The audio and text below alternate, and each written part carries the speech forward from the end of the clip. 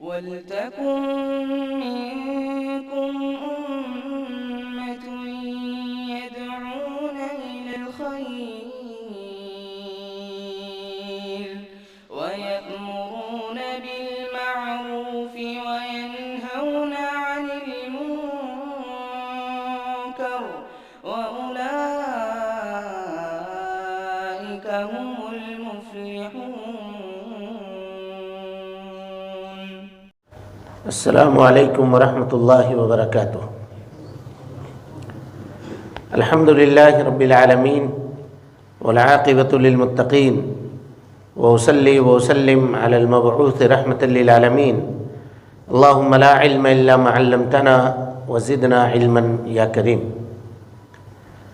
حاضرین گرامی، دوستو، بزرگوں اور ساتھیوں، عشرہ مبشرہ بالجنہ رضوان اللہ علیہم اجمعین کے تعلق سے آپ کے سامنے گفتگو چل رہی ہے. ان میں سے 5ویں شخص حضرت طلحہ ابن عبید اللہ رضی اللہ عنہ کے تعلق سے ہم آپ کے سامنے باتیں رکھ رہے ہیں. کل کے درس میں ان کے زندگی میں جو اعمال انہوں نے انجام دیے، ان اعمال کا تذکرہ ہم نے آپ کے سامنے کیا تھا، اور بہت ساری باتیں اس میں آئی تھی غزوہ احد وغیرہ کے تعلق سے. اور یہ کہا تھا ہم نے کہ آپ کے فضیلت کے تعلق سے جو احادیث نبی صلی اللہ علیہ وسلم سے وارد ہیں، ان احادیث کا تذکرہ ہم آج کے اس درس میں آپ کے سامنے کریں گے. تو سب سے پہلی حدیث جس کو امام بخاری رحمۃ اللہ علیہ نے نقل کیا ہے کہ اللہ کے نبی جناب محمد رسول اللہ صلی اللہ علیہ وسلم نے حضرت طلحہ کو جنت کی بشارت غزوہ احد کے اندر دی. اسی طرح سے بخاری کی روایت ہے، حضرت قیس ابن ابی حازم رضی اللہ عنہ راوی حدیث ہیں، کہتے ہیں کہ رأیت یدی طلحہ، میں نے طلحہ رضی اللہ عنہ کے ایک ہاتھ کو دیکھا کہ وہ ہاتھ شل ہو چکا ہے، یعنی اس میں فالج کا اثر ہو چکا ہے، وہ ہاتھ اب کام نہیں کرتا ہے. یہ وہی ہاتھ تھا جس سے انہوں نے نبی صلی اللہ علیہ وسلم کے اوپر مارے گئے تلوار کو روکا تھا. اپنے ہاتھ سے پکڑ لیا تھا، اس کچھ انگلیاں کٹ گئی تھی اور کچھ رگ وغیرہ بھی اندر کے کٹ گئے تھے، جس کی وجہ سے رضی اللہ عنہ ان کا ایک ہاتھ کام کرنا بند کر دیا تھا. یہ آپ کی فضیلت ہے کہ وہ تیر اور وہ نیزے یا وہ تلوار جو اللہ کے نبی جناب محمد رسول اللہ صلی اللہ علیہ وسلم کے اوپر اٹھائے گئے تھے، ان کو حضرت طلحہ نے اپنے جسم کے اوپر لے کر کے نبی صلی اللہ علیہ وسلم کی حفاظت کی تھی. اور کل کے درس میں ہم نے بتایا تھا کہ تقریباً حضرت عبداللہ ابن طلحہ کہتے ہیں، جو ان کے بیٹے ہیں، وہ کہتے ہیں کہ میرے والد کے جسم میں 72 سے زیادہ زخم تھے، اور سب کے سب زخم سامنے کی جانب لگے ہوئے تھے، سامنے کی جانب لگے ہوئے تھے، پیچھے کوئی بھی زخم نہیں تھا. یعنی خود سامنے بڑھ بڑھ کر کے انہوں نے اللہ کے نبی جناب محمد رسول اللہ صلی اللہ علیہ وسلم کی حفاظت کی. اور بخاری کی اس حدیث میں یہ اتنی بڑی فضیلت کا تذکرہ ہے جو اس صحابی کے علاوہ کسی اور کو حاصل نہیں ہوا. وہ فضیلت کیا ہے؟ غزوہ احد میں سارے لوگ اللہ کے نبی صلی اللہ علیہ وسلم سے الگ ہو گئے. ساتھ میں کون بچا؟ حضرت طلحہ ابن عبید اللہ رضی اللہ تعالیٰ عنہ. یہ ایسی فضیلت ہے جو کسی دوسرے کو نہیں ملا. یعنی اکیلے انہوں نے کل جیسا ہم نے بتایا تھا کہ 12 لوگ تھے، 11 لوگ ایک کے بعد دوسرے شہید کرتے گئے. اکیلے جب یہ بچے اور انہوں نے جب پیارے مصطفیٰ صلی اللہ علیہ وسلم کے چہرے کے اوپر دیکھا کہ خون ہے، آپ کے دانت سے خون نکل رہا ہے، تو مارے غصے کے تلوار لے کر کے آپ کافروں کے درمیان کود پڑے اور اکیلے لوگوں کا مقابلہ کیا، اور کسی کو بھی نبی صلی اللہ علیہ وسلم تک پہنچنے نہیں دیا. جب حضرت ابوبکر صدیق اور حضرت ابو عبیدہ ابن جراح اللہ کے نبی صلی اللہ علیہ وسلم کو تلاشتے ہوئے آئے اور نبی سے خیریت دریافت کی کہ کیسے اللہ کے رسول صلی اللہ علیہ وسلم، تو آپ نے کہا مجھے چھوڑو، اپنے بھائی کو دیکھو، طلحہ ابن عبید اللہ کو دیکھو. اور یہ لوگ طلحہ ابن عبید اللہ کو دیکھتے ہیں کہ ان کی انگلی کٹی ہوئی ہے، ایک ہاتھ کام نہیں کر رہا ہے، دوسرے ہاتھ سے یہ اکیلے دشمنوں کو کھدیڑ کر کے ادھر سے واپس چلے آ رہے ہیں۔ اسی طریقے سے وہ روایت جس کو امام ترمذی رحمۃ اللہ علیہ نے نقل کیا ہے، کہتے ہیں کہ غزوہ احد میں اللہ کے نبی صلی اللہ علیہ وسلم کے پاس کوئی بھی نہیں بچا سوائے حضرت طلحہ ابن عبید اللہ رضی اللہ عنہ کے۔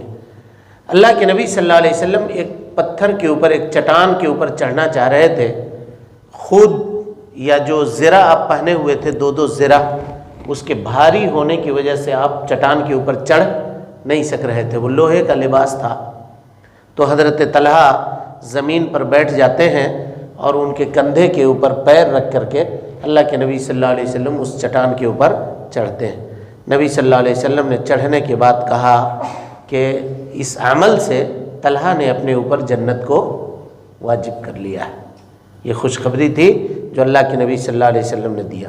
اور اسی طریقے سے حضرت طلحہ کے بارے میں نبی صلی اللہ علیہ وسلم نے فرمایا کہ اے طلحہ، تمہارے اوپر میرے ماں باپ قربان ہوں، تمہارے اوپر میرے ماں باپ قربان ہوں۔ یہ کم بڑی فضیلت ہے؟ اللہ کے نبی صلی اللہ علیہ وسلم نے حضرت طلحہ کے اوپر اپنے ماں باپ کو قربان کیا۔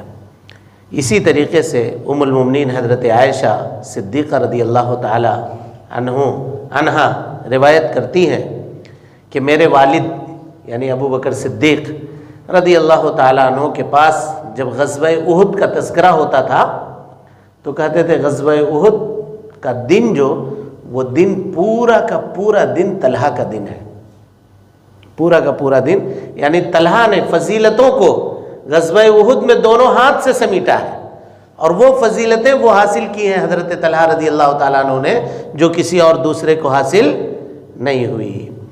اللہ کے نبی صلی اللہ علیہ وسلم نے حضرت طلحہ کی فضیلت یہ بیان کی، ان کی زندگی میں کہا کہ حضرت طلحہ کی وفات شہادت کی موت سے ہوگی۔ اللہ اکبر، یہ کم بڑی فضیلت ہے؟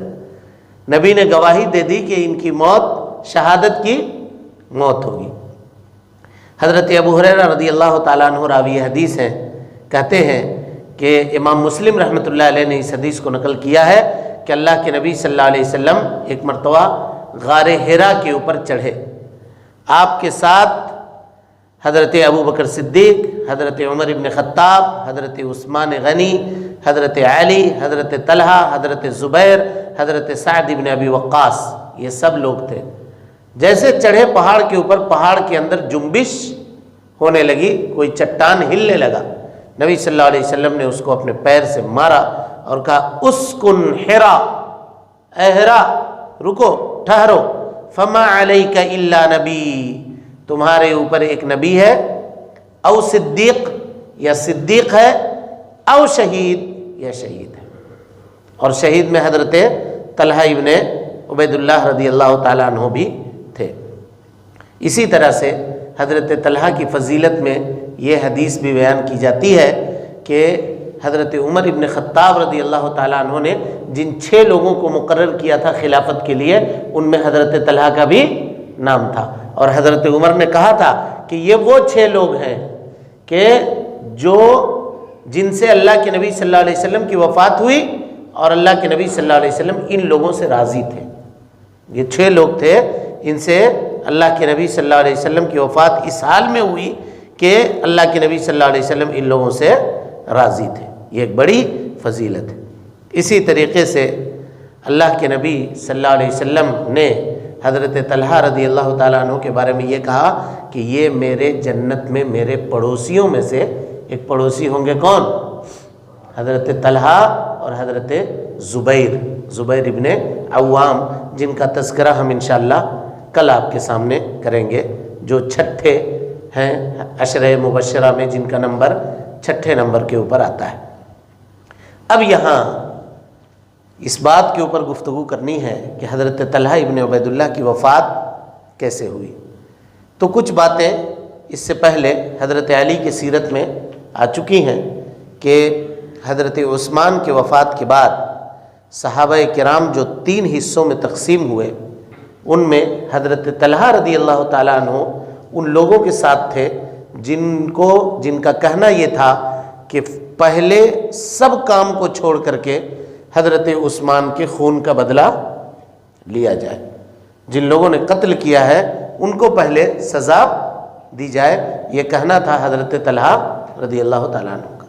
جنگ جمل ہونے کے بعد حضرت علی نے جب سمجھایا ان کو مقداد ابن اسود اور قعقاع ابن عمرو کے ذریعے سے تو مان گئے. یہ کہا کہ ٹھیک ہے معاملہ، ہم لوگ ابھی کچھ بھی نہیں کریں گے. لیکن خوارج کے وہ لوگ یا وہ شر پسند لوگ جو حضرت عثمان کے قاتلین تھے، ان لوگوں نے یہ دیکھا کہ اگر یہ حضرت علی اور حضرت طلحہ وغیرہ مل گئے تو یہ دونوں مل کر کے ہم لوگوں کی خیر پھر نہیں ہے، ہم لوگ الگ ہو جائیں گے اور ہم لوگوں کو پکڑ کر کے یہ لوگ سزا دیں گے. لہذا ان لوگوں نے حضرت طلحہ کو چپکے سے غدر کر کے دھوکہ کر کے مار دیا اور آپ کی شہادت جنگ جمل میں واقع ہوئی. حضرت علی رضی اللہ تعالیٰ عنہ نے آپ کو دفن کیا اور دفن کرنے کے بعد آپ نے کہا کہ مجھے امید ہے کہ میں ان لوگوں میں سے ہوں گا جن کے بارے میں اللہ رب العالمین نے کہا ہے وَنَزَعْنَا مَا فِي صُدُورِهِم مِّن غِلٍّ إِخْوَانًا عَلَى سُرُرٍ مُتَقَابِلِينَ کہ ہم لوگوں کے دلوں سے کینہ، حسد اور کپٹ کو باہر نکال دیں گے اور جنت میں یہ لوگ ایک تخت کے اندر آمنے سامنے بیٹھ کر کے آرام کر رہے ہوں گے. یہ حضرت طلحہ رضی اللہ تعالیٰ عنہ کے زندگی کی مختصر سیرت تھی جس کا تذکرہ ہم نے آپ کے سامنے کیا. کل سے انشاءاللہ حضرت زبیر ابن عوام رضی اللہ تعالیٰ عنہ کے سیرت کے بارے میں گفتگو ہوگی. اللہ تعالیٰ سے دعا ہے کہ اللہ تعالیٰ ہمیں اور آپ کو حسن عمل کی توفیق دے، ہماری اصلاح فرمائے، نیکیوں کو قبول کرے، سیئات سے درگزر فرمائے، جب تک زندہ رکھے دین اسلام پہ زندہ رکھے اور جب اٹھائے ایمان پہ اٹھائے. آمین. وآخر دعوانا ان الحمدللہ رب العالمین.